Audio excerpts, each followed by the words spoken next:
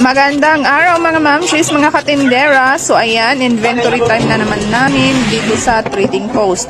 So nung una, every month kami nag-i-inventory. Pero parang ang hirap po talaga ng mag-inventory. So, pero kailangan natin gawin yun para ma-monitor natin kung nalulugi tayo, kung may kita pa ba tayo or wala na, or basta para ma-monitor natin ang ating tindahan. Pero tinry ko na after 3 months bago kami mag-inventory. So ayan, pwede naman pala yun kahit hindi tayo buwan-buwan mag-inventory, pwede pala yung 3 months, 6 months, or kahit 1 year. Basta okay yung cash flow ng inyong tindahan at yung tauhan nyo ay hindi paiba-iba.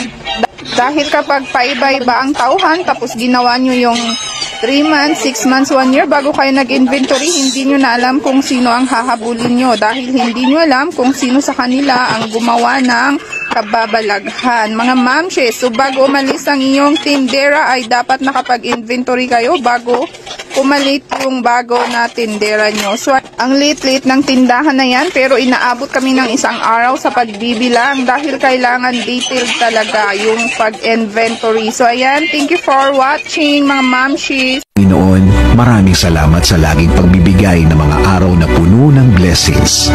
Salamat sa proteksyon mo na lagi kong kasama para sa akin at sa aking buong pamilya. Thanks for always for your provision, your guidance, and protection. Thank you also, God, for your faithfulness and love for us, Lord. Panginoon, i-bless niyo po ang aking plano sa aking buhay at sa aking pamilya. Alam ko po na lagi niyo akong pinoproteksyonan kasama ng aking mga pangarap. Panginoon, hindi po ako isang perpektong tao at alam ko po na hindi rin perpekto ang aking plano. Pero kayo na po ang bahalang mag-ayos ng mga mangyayari. Dahil naniniwala pa rin ako, Lord, na ikaw ang mas nakakaalam ng bukas.